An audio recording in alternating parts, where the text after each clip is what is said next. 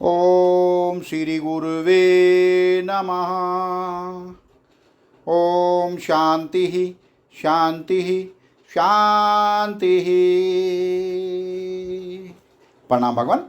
भगवान पक्षपात रहित अनुभव प्रकाश श्री स्वामी विशुद्धानंद जी प्रसिद्ध काली कमली वाले बाबा जी द्वारा विरचित बड़ा ही विशुद्ध ग्रंथ, और इस ग्रंथ से सर्ग नंबर 3 जिसमें वैश्या की कथा का दृष्टांत चल रहा है भगवान।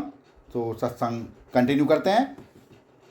पराशर ने कहा, हे मैत्रेय, वैश्या के वचन सुनकर अवधूत की सुधि गई।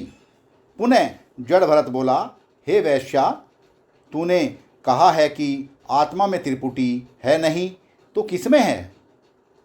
जिसमें त्रिपुटी को मानकर आत्मा जुदा माने सो कहो। ऐसा चैतन्य आत्मा से भिन्न त्रिपुटी का आधार है नहीं। इससे त्रिपुटी आत्म रूप ही है, परंतु आप ही अपने को देखता है, आप ही अपने को सुनता है, आप ही अपने को स्पर्श करता है। इसी प्रकार सब इंद्रियों में जान लेना। तात्पर्य यह है कि त्रिपुटी रूप भी आप ही हैं, तिसका दृष्टा अधिष्ठान तथा आधार भी आप ही हैं। जैसे स्वप्न में स्वप्न दृष्टा ही दृष्टा, दर्शन दृश्य रूप त्रिपुटी भी आप ही होता है, तथा त्रिपुटी का दृष्टा अधिष्ठान तथा आधार भी आप ही है, और कोई जागृत के पदार्थ स्वप्न में है नहीं जिससे त्रिपुटी होवे।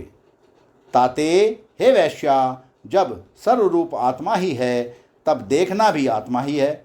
वैश्या ने कहा, जड़ भरत, तेरी बुद्धि हंसने योग्य है। जो एक आत्मा में सर्व कल्पना करता है तथा भिन्न अभिन्न जानता है, कभी तैने अपने शरीर को अपने से भिन्न अभिन्न जाना है?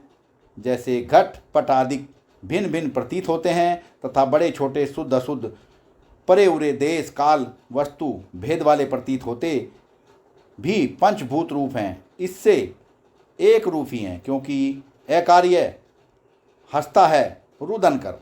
तब वामदेव और जड़ भरत दोनों रुदन करने लगे। पराशर ने कहा, हे मैत्रेय, तब मैंने कहा, हे मित्रों, रुदन क्यों करते हो? तुम्हारे स्वरूप में रोना हंसना समान ही है। हंसने को त्यागना, रोने को ग्रहण करना अयोग्य है। वैश्य ने कहा, हे संतो, स्वप्न नरों का रोना हंसना आदि व्यवहार स्वप्न दृष्टा को सम है। हे पराशर, जो राग द्वेष पूर्वक हंसना रोना है तो मूर्खता है। यदि समता को लिए हंसना रोना है तो ठीक है। जैसे नाटक में नट स्वांग के अनुसार कभी रोता है कभी हंसता है, परंतु नट को नाटक में हंसना रोना विलास मात्र प्रसन्नता का कारण है, तथा नट और नाटक के दृष्टा रूप के विद्वान पुरुष को भी नट का नाटक में हंसना रोना विलास मात्र है। स्वम भू, नट भी हंसना रोना आदि व्यवहार करते भी नट निश्चय से चलायमान नहीं होता। बालकों को नट का हंसना रोना हर्ष शोक का कारण है। हे पराशर, समदृष्टि के लिए विद्वान पुरुषों की जो राग द्वेष से रहित चेष्टा है, सोई मुमुक्षुओं को उपदेश है।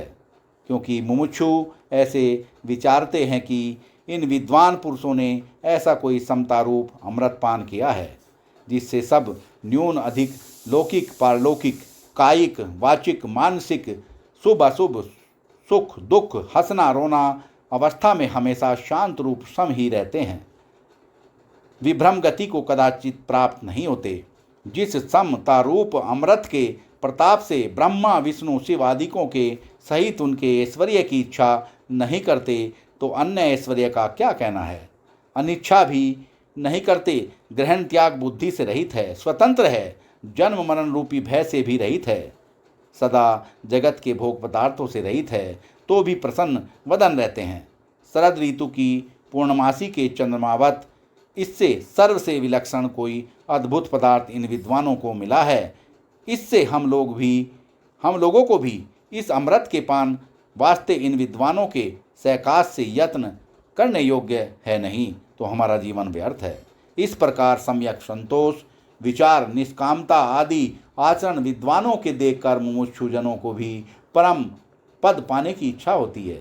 इससे हंसना रोना अनात्म धर्म ब्रह्म रूप विद्वान पुरुषों को सम ही है, जैसे आकाश जीवों के हंसने रोने में सम ही है। हर्ष शोक रूप न्यून अधिक नहीं होता। सत्संग को विराम देते हैं भगवान। प्रणाम भगवान।